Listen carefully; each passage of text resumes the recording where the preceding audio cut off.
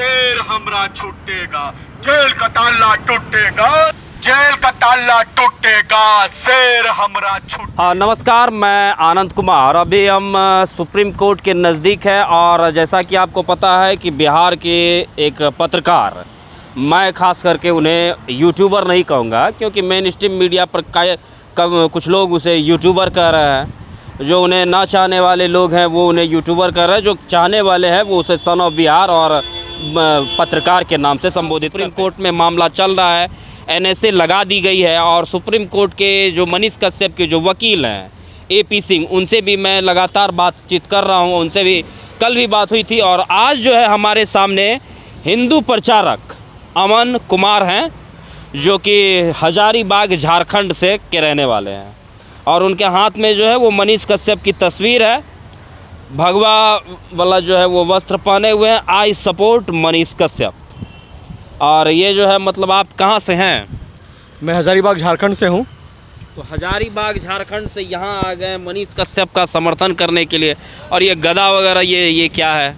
देखिए, सबसे प्रथम मैं ये बताना चाहता हूँ कि मैं सत्य के समर्थन में यहाँ आया हूँ, मैं राष्ट्र प्रेमी के समर्थन में मैं यहाँ आया हूँ, मैं किसी व्यक्ति विशेष के समर्थन में नहीं आया हूँ। अच्छा। और ये गदा की जो बात कर रहे हैं, हम लोग सत्य सनातन धर्म से आते हैं और हमारे जितने भी देवी देवता हैं उसको आप देखिएगा कि अस्त्र शस्त्र से सुशोभित होते हैं। ठीक है, जब युद्ध छिड़ती है ना तो युद्ध में शस्त्र का ही काम आता है। और ये युद्ध जो है अधर्म जो है हावी होना चाहता है धर्म पर, जो कि होने नहीं देंगे। असत्य जो है हावी होना चाहता है सत्य पर, जो कि होने नहीं देंगे। आपने एक बात सनातन की बात कर रहे हैं, मेरी बात को भी सुनिए थोड़ा। आप सनातन की बात कर रहे हैं, सनातन क्या हिंसा फैलाने को सही मानता है क्या? कहाँ हिंसा, किसने हिंसा फैला दिया? ये जो सवाल आपने कहा किया, ये किस तर्ज पे आपने सवाल किया जो मुझे बताइए। आरोप लगा है वो फेक वीडियो फैलाने का आरोप लगा है, फेक न्यूज़ बनाने का आरोप लगा है। मैं आपको बता दूं, मैं आपको बताते चलूं अभी भी ट्विटर पे वो ट्वीट का स्क्रीनशॉट मैं आपको दिखला दूंगा। वो ट्विटर का स्क्रीनशॉट आप देख लीजिएगा। मनीष कश्यप ने फर्जी वीडियो नहीं बनाया। जो वीडियो उनके पास चलता हुआ आया, जिसे कई चैनलों ने दिखलाए, कई चैनलों ने, बड़े बड़े मीडिया वालों ने लिखा, पूछा।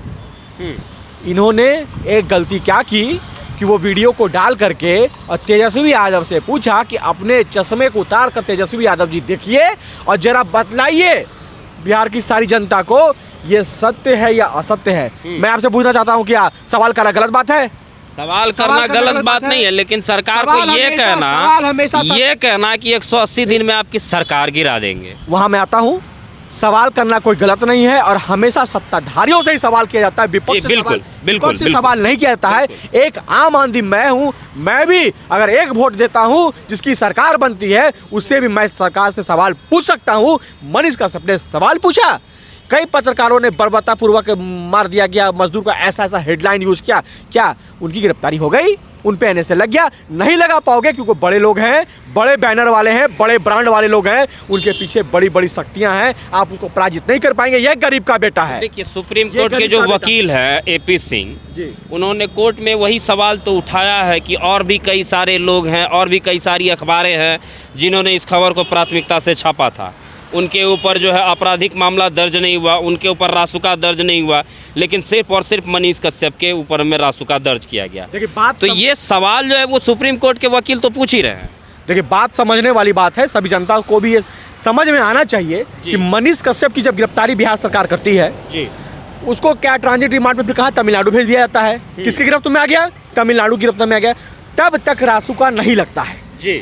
जैसे ही तेजस्वी यादव और स्टालिन को पता चलता है, ये दोनों एक साथ केक कटिंग करके केक खाते दोनों भाई लोग हैं, ये दोनों भाइयों को जब पता चलता है कि मनीष कश्यप का हियरिंग दूसरा दिन सुप्रीम कोर्ट में होने वाला है, रातों रात ठीक उसी प्रकार जिस प्रकार आतंकवादियों के लिए रात में 2 बजे न्यायालय को खुलवाया जाता है, उसी प्रकार तमिलनाडु के न्यायालय को खुलवाया जाता है जबरदस्ती प्रेशराइज करके। और वहाँ पर एकाएक जो उनके पास ब्रह्मास्त्र है, रासुका लगा दी, ब्रह्मास्त्र है, जो कि सरकार किसी पर भी, आज मेरे पे भी, आप पे, किसी पे, आप पे भी लगा सकती है। ये खाली कहना होगा कि मुझे लगता है इससे पूरे राष्ट्र में दिक्कतें आ सकती है, अड़चनें आ सकती है, विवाद हो सकता है, दंगा हो सकता है और आप पे रासुका लगा सकती है।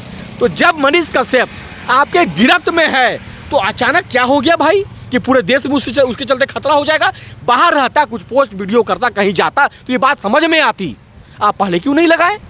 उस समय क्यों लगाए? ये बहुत बड़ा सवाल है। क्योंकि ये जो झूठ का पुलिंदा है, झूठ की जो जंजीरें हैं, असत की जो जंजीरें हैं, इसको तोड़ेगा सुप्रीम कोर्ट के वकील तोड़ेंगे, यहाँ सच्चाई रख के तोड़ेंगे और आने वाले समय पर मनीष कश्यप बाहर होगा। ये बहुत बड़ा सवाल है। अच्छा ठीक है, बाहर होना या ना होना वो तो अब कानूनी प्रक्रिया है, कानून के तहत जो भी काम किया जा रहा है या आगे भी किया जाएगा। लेकिन ये गदा लेकर के ये प्रचार कर रहे हैं, मनीष कश्यप के सपोर्ट में उतर रहे हैं, तो कानूनी रूप से वो आइए ना, कानून खुला हुआ है, ये सब करने से क्या होगा? मैं आपको ये बताना चाहूंगा, ये जन जन तक आवाज पहुंचाने का कार्य करो। जिस प्रकार मनीष कश्यप जन जन तक पहुंचता था, एक एक गरीब तक पहुंचता था, जिस प्रकार आप मेहनत करते हैं, आप भी एक गरीब पत्रकार हैं और आप भी कई गरीबों तक पहुंचते हैं, उस अबला की आवाज बनते हैं और सरकार तक बात पहुंचाने का कार्य करते हैं। ठीक उसी प्रकार मनीष कश्यप कई अबला नारियों की आवाज को पहुंचाने के लिए दर दर भटकता था, गली गली मोहल्ले मोहल्ले जाता था और ये पहला भारत का पत्रकार है जो आर्थिक रूप से भी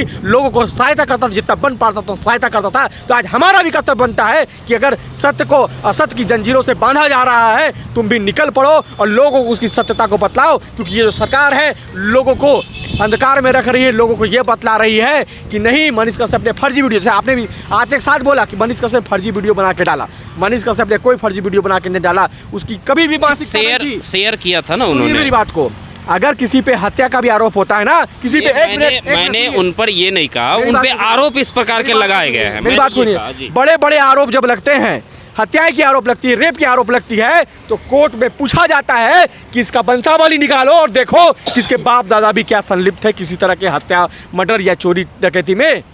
ठीक उसी प्रकार जब मनीष कश्यप का निकाला जाएगा ना, तो पता चलेगा इसके दादा स्वतंत्रता सेनानी, इसके पिताजी वर्तमान में सेना में कार्यरत हैं, आर्मी में कार्यरत हैं। अच्छा, ऐसा कौन सा कानून का किताब में लिखा हुआ है कि सैनिक का बेटा जो है वो मतलब अपराधी नहीं हो सकता? ऐसा कहीं लिखा हुआ है? आपके संविधान में जब कोर्ट पे जब लोग को खींच के लाया जाता है अपराधियों को ना, तो उसके वंशावली निकाले जाते हैं, पूछा जाता है कि इसके बाप दादाओं ने कुछ क्राइम किया है क्या, हो सकता है। कहा जाता है संगत से गुण आता है, संगत से गुण जात है। अरे ये राष्ट्र प्रेमी का बेटा है, इसके डीएनए में राष्ट्र प्रेम भरा हुआ है, इसका खून कैसे गंदा हो सकता है? ये देश के प्रति खराब कैसे बोल सकता है? राष्ट्र के प्रति खराब क्यों बोल सकता है? भाई ये किसी प्रकार का भ्रामक वीडियो को नहीं फैलाया है। मनीष कश्यप जन जन की आवाज़ है, सच की आवाज़ है। आप देख लीजिएगा, जिस दिन बादल छटेगा उस दिन सूरज निकलेगा और जेल का ताला टूटेगा, शेर हमरा फिर निकलेगा और फिर आप ही की तरह माइक को लेकर के उसी दिन वो आराम नहीं करेगा। उसी दिन लाखों लाख माँ जो रो रही है, बहन के जो आंसू बह रहे हैं, जो सोच रही है कि मेरा बेटा आएगा और मेरी आंसू को पोंछेगा, उसका बेटा फिर जाएगा आंसू को पोंछने के लिए, ये लिखित ले लीजिए।